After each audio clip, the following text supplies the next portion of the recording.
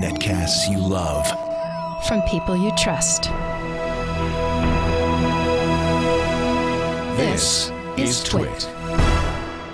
Audio bandwidth for the Daily GizWiz is provided by Winamp. Subscribe to the Daily GizWiz and all your favorite podcasts with the ultimate media player. Download it for free at winamp.com.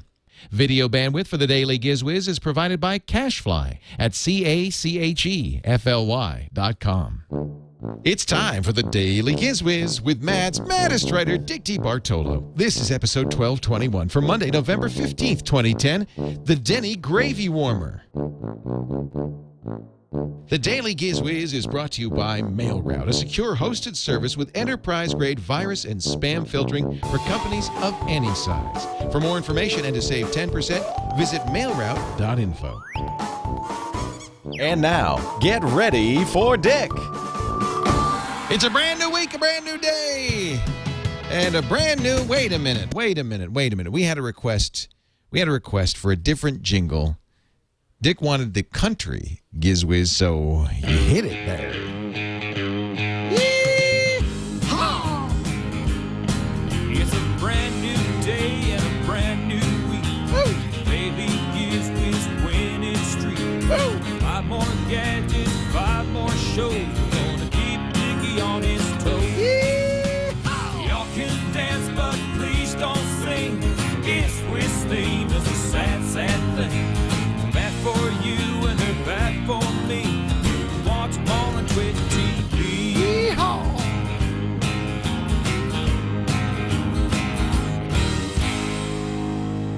Y'all come back now. I'll be here. Oh, that's a great Dan Looters. For it. Good. Yeah, you gotta wait, because he's got a little bit more right at the end there. He just sticks that in there. Hello, Dickie D. I missed you, sir. How are you? I'm good, and you, sir? Very well, very well. The weekend is over. It's time to get back to work. I guess your boat is already up on blocks, right? The boat is on blocks, and I don't know if it's coming back. What? I know. When you put it up on blocks, was there a big hole in the bottom or something? No, but 2 days before I put it up, I went kind of for the last ride up the Hudson, and it suddenly just went and stopped dead. No. I was able to idle it back home, and I called a friend of mine who's a mechanic, and he took a quick look, and he said, well, you've got a broken piston in one of the cylinders. I know. So I'm waiting for estimates, which, depending on if it's like, in the thousands, I may give up the boating. Oh, no, but you can't give up boating. That's no, I have a little work boat that stays in water year-round, so I may just go down to having one boat. Oh, I have to see, if it's more than... Oh, Dick. Do I need to give you a raise, Dick? Is that what you're saying here? No, this is not. It's not the quarters I've been sending you. I send you. It's not in a full roll of quarters, but I send you. I know. And in between each quarter, I don't know if you do this yourself or. I have people. But there's a penny between each quarter, so it looks like a roll of quarters. We call it filler. Dick, it's much like this show. It's filler. Yeah, exactly. So I don't know. I'm thinking I have to know by December 15th because New York City is so wonderful. By December 15th, you must send them a $1,000 deposit on summer dockage, in which they say, if we decide not to renew your permit, the $1,000 is not refundable. What? They keep it?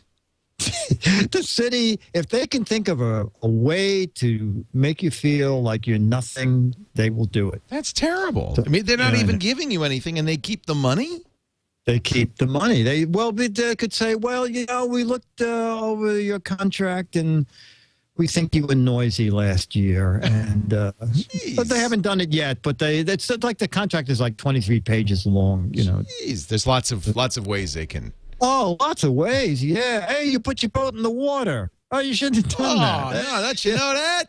It's opposite side of the water Sundays. Docking. Yeah, exactly. Yeah. Exactly. Docking Monday, Wednesday, Friday. You dock in New Jersey. See, this is why you don't own a car, because you don't want to dock on the opposite side of the river. Boy, you know what? I tell you, when I walk Fairway sometimes late at night, people follow me down the street from cars, and they yell out, "Are you going to a car? Are you going to be moving a car?" And I go, "No, I'm just walking my dog." I get that feeling in San Francisco, too. You get this kind of feeling like the city really would prefer it if you did not drive, that they don't want you to drive. And I understand. There's more, there's 7 million, I don't know what the population is, 7 or 8 million in New York. And there's certainly not enough room for 7 or 8 million cars on that little island. No. And, now, I mean, as a non-driver, I love it, but they are doing more and more huge pedestrian malls. Like one side of Times Square from 54th to like about 40th Street. It's all a pedestrian mall. Wow. Which is actually great because Times Square is getting so many tourists, they can't even fit on the sidewalk. So it's partly that it's great. It's a safety thing. Right. So people now have one lane of traffic in which they've set up tables and chairs. But I'm sure motorists are not thrilled by that. Yeah. Well, that's, Anyway, that's modern cities, I think. Exactly. And last Saturday, I did the Daily GizWiz and then took a 6 a.m. flight. So I've been down to the Fort Lauderdale boat show since we spoke. Oh, yeah, last. you were going to do that last time we talked. So how did that go? That was great. It was super down there. And coming back, I had a bizarre turn of luck on Continental. The jets go to Europe at night, come back in the morning. But to optimize the use of jets, there's enough time for them to do one Florida trip up and back. And so on the trip back, I know all this stuff from being on a bulletin board called Flyer Talk. So on the way back, I happened to get a jet that was going on to Scotland, and it had flat beds in it. So even though it was only a 2-hour and 40-minute trip, those flatbeds are great. Isn't it? So don't you feel kind of silly, though? I mean, really, it's a 2-hour flight. It's the middle of the day, and the stewardess comes down, and you're lying flat. You're wide awake, but you're lying on your back looking at the ceiling. Don't you feel a little silly? Well, she felt silly because she said, "What would you like for lunch?" And I said, "Can I have French toast? Because I just woke up." It feels like breakfast. Breakfast. Sir, it's a 2-hour trip. Yeah. It's pretty fun. And I had a... You know what my theory is. Stay with one airline, get loyalty. Stay with one hotel, the Hilton, get loyalty. And so I got an upgrade at the Hilton, and I had a wraparound balcony. Oh. One window looked out over downtown Fort Lauderdale, and you walk around my entire suite, and the front of the building looks out over the Atlantic. That's pretty nice. That was pretty nice. Wow. Not quite the Petaluma, where you can see the well, we have a two-bridge basin. Yeah, we have a two-bridge view. You've got your little wooden bridge over the turning basin, and then that little metal bridge that rotates when a ship has to come through. It's amazing. What a view. What a view. Panoramic. Those little ships are remote control. Yeah, okay. It's a little bridge, but it's at a distance. Photo. You might think it's a real bridge. That's all. I'm just saying. I said, "Leah, where's the other bridge?" And you said you just tripped over it. I said, "Oh." So what's your gadget to start this week off? Let's kick it off with you know what? Next week. What is next week? Next week is Thanksgiving. Okay, so I have a great gadget for Thanksgiving. It's from Deni, D-E-N-I. They make, Deni, they make small electrical appliances. And this is the Deni ceramic gravy warmer. Oh, please. Oh, I thought you were going to say, "Oh, wow, I need that." Well, I need that. I'm just saying, please. Oh. D-E-N-I. Okay. D-E-N-I, exactly. And the ceramic gravy warmer. So you heat the gravy, you put it in the gravy pitcher that comes with it. There you go. The gravy pitcher sits on the warming stand, and it keeps the gravy warm. The plug is detachable.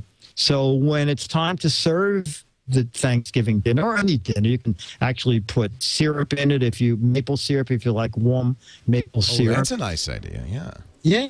And the real problem with Thanksgiving at my house, the gravy doesn't have time to get cold. Oh, I see. Do you even eat at home? Do you actually make a traditional? I'm one of those people that I have a standing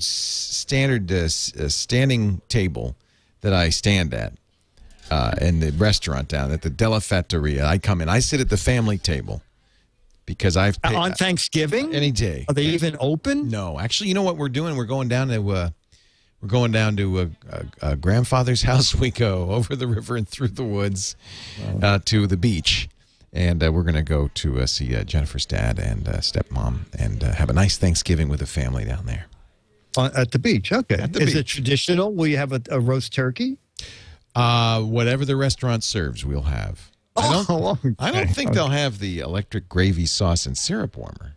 The problem here I see, because you're going to have your electric everything, is you're going to run out of plug sockets in your dining room. You keep the gravy warm in that until it's time to go to the table. Then the plug unplugs from the back, and the gravy warmer will keep the gravy warm for about a half hour. Oh, it holds heat. It holds heat. I get it. You see, and I actually tried it. So I heated a pitcher of gravy, and then I kept one bowl of gravy just on the counter so I could compare over a half-hour period. And although it doesn't make the gravy hotter than you put it in, it keeps the gravy warm enough to be a great serving temperature throughout the meal. I guess that's a good thing. Unplugged for about a half. Yeah, Leo, it's under $25 on Amazon. I found one place that sells it for $17. They make a black pitcher with a stainless base, and they also make a traditional. It looks more traditional, white gravy boat with a white base. But it's a great housewarming gift. Yeah. You don't warm the house. No, it's not for that. It's a house cooling gift. But nobody's going to have one of those. And so that's a nice thing. It's a housewarming gift that nobody will have or even think of having. And they'll say, oh, how nice. The gravy now will stay warm. Not hot. We don't have any turkey. Except you. Did you bring a turkey? Yeah, where's the turkey? Bring the gravy and the turkey. And the turkey. Very good. Very good. From Deni. Yeah. Deni. Well, I walked by Zabar's, and for just $199.99, you can have a complete turkey dinner for $10. Oh, that's not bad. Actually, it's not. That's $20 each. That's not $20 a person. That's not so bad. We're paying. I think we're paying $42 for our dinner at the beautiful Seascape Lodge and Resort in Santa Cruz, California. Okay. What's dessert? Does it come with pumpkin or mince pie? I hope so. Okay. I think it's a traditional. Oh, okay. Yeah. Last year we went up to Calistoga and had a wonderful. They had two kinds of turkey, which was kind of fun. Turkey stuffed with beans. Yeah. Isn't that what the company that made the wagons that went across the West? That's right. That's right. The Conestoga wagons. Yes. I don't know where you're going with that one, so I'll just roll with it. No. Just roll. Yes, it is, Dick. Right. It's exactly that company. Hey, before we go to our letter of the week and really just kind of lose all steam here, let me mention it's really petering out. I now know what that term means. Put that away and do the commercial. Get your Peter back, and let's talk about mailroute.info. Do you know about MailRoute? We've talked about MailRoute before. My friend Tom Johnson, he was up yesterday. It has saved you quite a bit of time. 1 million spam messages a year almost. And MailRoute stops them cold. I don't even see them in my server. I don't see them in my inbox. They just bounce off. And I like that. MailRoute is, Tom, the guy who wrote MailRoute, wrote FrontBridge, which he sold to Microsoft. They now call it Microsoft Hosted Exchange Services. They're really, or Exchange Hosted Services. He's a really brilliant email guy. Like, that's his thing. Everybody has a thing. His thing is email. And he's great at it. And especially about spam and virus protection. So that's what MailRoute does. Now, if you've got Gmail or some other solution, you may have your internet service provider may have anti-spam solution. You probably don't need MailRoute. But if you host your own server, as I do, I have the Leoville server, or if you're a business and you don't want to go through a third party for privacy or security reasons, MailRoute is a great solution. MailRoute If in any situation where you can change your MX record, and MailRoute will help you do that, you can get this great spam protection, and it doesn't completely transparent. You don't. There's no settings to tweak, nothing to do. You just turn it on and forget about it. Your email never bounces from now on, by the way. MailRoute's got 99.999% uptime. I think that means they were down for like 3 seconds in 2002 or something. So if your server goes down, you don't have to worry. MailRoute saves the spam, then spools it out to you. They call it their mailbagging service. Your email's secure in transit, supports SSL and TLS protocols, so you're safe. It really is a great solution, and it's very affordable. Starts at $2 per user per month, drops with more users, minimum $20. However, they have, at the demand of TWiT listeners, also started offering individual accounts that are even less. So I would check it out, mailroute.info, and when you sign up there, they know it came from us, and you'll save 10% for the life of your account. Mailroute.info. Tom does a great job. No, it doesn't save the spam and send it to you.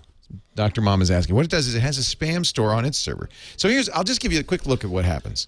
So spam is coming at me. I have 1 million messages a year, last 12 months, of which only about 30,000 were good. 97% were bad.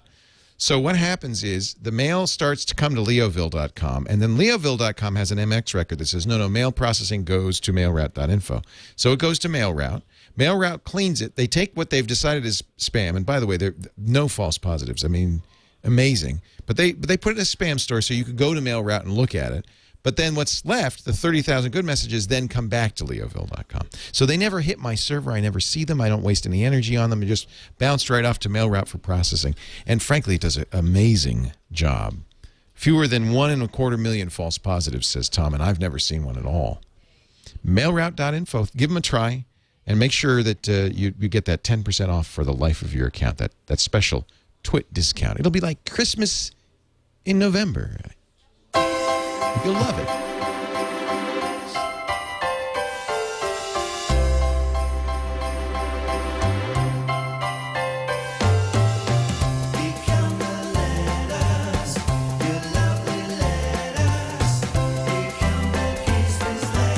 And now, ladies and gentlemen, the GizWiz himself, Dickie D, with a letter. And the letter is from Brian Hahn, H-A-H-N. And he says, hey, guys, on Friday, November 5th, you guys talked about the Vibram 5-finger shoes. Yes. There is a huge movement right now in the running community. These shoes and a book called Born to Run by Christopher McDougall have sparked a barefoot running revolution. Yikes. The book is about an isolated tribe in Mexico that runs for up to 100 miles nonstop in races across the countryside. Long story short, people claim running barefoot is better for your running posture and the stress on your joints as you run. As we live in cities, running barefoot can lead to stepping on glass or rocks, etc. So the Vibrams give you all the benefits of running barefoot while protecting your feet. I thought I'd give you my 2 cents as a Vibram owner and runner. They've changed the way I run. I have joint problems in my knees and ankle, and these seem to help. Could be psychological. I am no doctor, but I can attest that I feel more connected to the road, and I feel I have more running stance. I love the show. You guys are hilarious. One of my best friends, Phil Flick, has had 3 emails read on your show. I think that's awesome. Well, Brian, the reason we read Phil Flick's letters is we like his name. We like saying the name. That's it. I mean, the stuff is garbage. Yeah, we hate the letters. Yeah, Brian, if you had a decent name, Brian Hahn, that's no fun. Yeah, Phil Flick, no, that's fun. If he's like Brian Muckaluck. Change your name. Change your name to Brian Muckaluck. We'll pretty much read anything you send in. You think that's actually true? Yeah. Yeah. No, that's great. That's why, what was the thing with Roku? Oh, yeah, Hulu is coming to Roku. Yeah. We'll just say it. Or Nintendo, Wii! Yeah, exactly. We don't care. If it's fun to say, we'll say it. You'll see. Dick, I know There you there's go, one pal. thing you'd like to say very much, but before you do, I'll just say it's tomorrow, Turn the Table Tuesday, and I will give you my long-awaited review of the Google TV. Whoa, I'll be here. DAILY. It's the Daily GizWiz. It's the Daily GizWiz. It's the Daily GizWiz. It makes its own gravy. Yeah.